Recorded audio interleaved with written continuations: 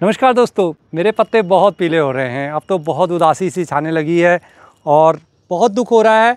देखिए इतने सारे पत्ते हमारे ये सब पीले पड़ते जा रहे हैं। जिस पेड़ पर आप नज़र डालेंगे ना, तो पता नहीं क्या हो गया है मेरे एडेनियम को कि इनके पत्ते पीले पड़ रहे हैं। हालांकि इनका कॉडेक्स देखें तो बिल्कुल सही है, फ्लावरिंग भी हो रही है। ये देखिए कितने सुंदर सुंदर फ्लावरिंग हो रही है। नमस्कार दोस्तों, कैसे हैं आप? जी हाँ, पत्ते ज़रूर पीले पड़ रहे हैं। घबराइए नहीं, मैं परेशान नहीं हूँ। ये तो मैं इसलिए बता रहा हूँ, मैं परेशान इसलिए हो गया हूँ क्योंकि जब भी मैं कोई वीडियो डालता हूँ तो एडेनियम के ऊपर ही क्वेश्चंस आते हैं, सर पत्ते पीले पड़ रहे हैं। मेरे दोस्तों, एडेनियम का अब डोरमेंसी पीरियड स्टार्ट होने को है। मैं आपको हमेशा हर बारी ये बताता हूँ कि जब एडेनियम अपने डोरमेंसी पीरियड में जाएगा तो इसके पत्ते स्वाभाविक रूप से पीले पड़ने शुरू हो जाएंगे। अब आपकी फ्लावरिंग बहुत कम हो जाएगी। जैसे आप मेरे देख रहे हैं, कई प्लांट में मेरी फ्लावरिंग लगभग पूरी हो चुकी है। सीड पॉट भी बहुत सारे बन रहे हैं और कई बर्ड्स अभी बन रही हैं। ऐसा नहीं है कि फ्लावरिंग बिल्कुल ख़त्म हो गई है। और ये दिसंबर फर्स्ट वीक तक भी ये फ्लावरिंग होगी। इवन मेरी दिसंबर एंड तक भी होती है, जो जनवरी में खिल नहीं पाती है। यानी कि बर्ड्स बनते हैं लेकिन खिल नहीं पाते हैं क्योंकि वो गर्माहट जो चाहिए होती है ना, वो नहीं होती है। तो आपको घबराने की आवश्यकता नहीं है, ये मौसम ही ऐसा है। अब धीरे धीरे टेम्परेचर डिप होता जाएगा और जैसे जैसे टेम्परेचर डिप होता जाएगा आप देखेंगे कि आपके एडेनियम के लगभग बहुत सारे पत्ते हमारे गिर जाएंगे। अभी बहुत सारे एडेनियम आपके ऐसे होंगे जो बिल्कुल हेल्दी होंगे।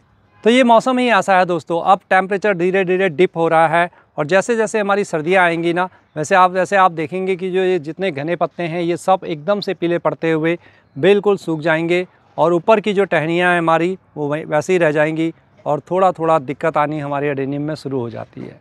एडेनियम के लिए जो सबसे मुश्किल पीरियड होता है यही होता है डोरमेंसी का।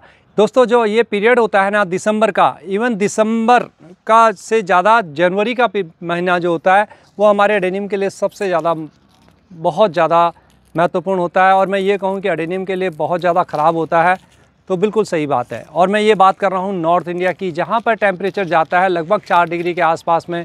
धूप बिल्कुल नहीं आती है। जैसे दिल्ली है, हरियाणा है, मैं हमेशा आपको बोलते रहता हूँ, पंजाब है, राजस्थान में तो फिर भी धूप आती है। लेकिन बाकी ये शहर ऐसे होते हैं जहाँ कोहरा रहता है और धूप के दर्शन 15-15, 20-20 दिन तक नहीं होते हैं। खूब सारी ओस गिरती है, बारिशें भी होती हैं और फलस्वरूप हमारा ये जो पानी इनके अंदर पड़ता है वो बिल्कुल सूख नहीं पाता है। तो एडेनियम के लिए बहुत मुश्किल होता है। और एडेनियम कुछ हमारे जो इतने बड़े बड़े होते हैं ना, जो हमारी 5-5, 6-6 साल की मेहनत होती है, कई बार एडेनियम हमारे बेचारे मर जाते हैं। एक एडेनियम को इतना ग्रो करने में मैं आपको बताता हूँ, देखिए ये 5 साल का है, मैं ऐसे आपको बताते रहता हूँ, ये 6-7 साल का है। ये एडेनियम आप देख रहे हैं मेरे 10-12 साल हो गए हैं अब इनको। और इस प्रकार से ग्रो करते हुए कितनी मेहनत मैंने इनके साथ की है, इनकी कटिंग करना, प्रूनिंग करना। और दोस्तों, जब अब ये विंटर आता है तो इसमें इनकी पत्तियाँ पीली पड़ती है, बिल्कुल टहनियाँ लूज़ हो जाती है, बिल्कुल सॉफ्ट हो जाती है। और एडेनियम में हम पानी डालते नहीं हैं तो एडेनियम बिल्कुल वीक हो जाता है, एकदम डोरमेंट हो जाता है। तो खैर वो बात अलग है दोस्तों कि एडेनियम को हम तब कैसे बचाएंगे, वो सब चीज़ें मैं आपके साथ शेयर करूँगा, वो अलग बात है। लेकिन फ़िलहाल हमें क्या करना है कि हमारी पत्तियाँ पीली ना हो। तो दोस्तों, कुछ भी नहीं करना है, ये एक स्वाभाविक प्रोसेस है, होने दीजिए। पत्तियाँ पीली पड़ती है, गिर रहे हैं तो आराम से बस जो पत्तियाँ पीली पड़ जाती हैं बस उनको हटा दीजिए। आपके टहनी पर कोई पत्ता पीला नहीं रहना चाहिए। आप नीचे से कोशिश करिए कि यहाँ से ये पत्ते, हरे पत्ते, ये सब सुखा दें, इसको सब साफ़ रखें। पानी की मात्रा को आप बहुत कम कर दीजिए, हफ्ते में सिर्फ 2 दिन पानी डालिए। देखिए मेरे बहुत सूख रहे हैं प्लांट, लगभग आप देख रहे हैं सूख रहे हैं। मैं आपको वैसे दिखाऊं, वो देखिए उधर वो वाला प्लांट जहाँ तुलसी का प्लांट लगा हुआ है कितना मुरझाया हुआ है, मैंने पानी नहीं दिया हुआ है। ये बता रहा है कि इसको पानी की बहुत आवश्यकता है। इसी प्रकार से आपने देखा एक मेरा मिर्च का प्लांट लगा हुआ था जिसको मैंने अभी निकालना था, मैं निकाल नहीं पाया हूँ। लेकिन देखिए यहाँ पानी न होने के कारण ये प्लांट भी मेरा बुरी तरह से सूख रहा है, बिल्कुल पानी बहुत कम है इसके अंदर। तो ये टाइम है कि आपको पानी कम देना है। पत्ते थोड़े बहुत अगर पीले पड़ रहे हैं, पीले पड़ने दीजिए, लेकिन एकदम से सबके पत्ते गिर जाए तब थोड़ा सा अपने प्लांट के कॉडेक्स को ऐसे चेक कर लीजिए कि वो सॉफ्ट तो नहीं है। अगर ऐसा कॉडेक्स आपका बिल्कुल टाइट है ना, तो आपको घबराने की कोई आवश्यकता नहीं है। तो दोस्तों, ये बहुत ही इम्पॉर्टेंट आपके साथ एक जानकारी थी जो मैं आपके साथ शेयर करना चाहता था। बहुत छोटी सी वीडियो है, आपको घबराने की ज़रूरत नहीं है। ऐसी वीडियो मैं आपके साथ लाते रहता हूँ, बस 2 दिन का वेट कीजिए दोस्तों। मैं आपके साथ ला रहा हूँ कि इनकी हम प्रूनिंग कैसे करेंगे। और फिर एक वीडियो और है दोस्तों जिसमें मैं आपको बताऊँगा इनको रिपोर्टिंग कैसे करेंगे। इस वक्त प्रूनिंग क्यों करें, इस वक्त रिपोर्टिंग क्यों करें, वो सब उसमें मैंने बताया हुआ है।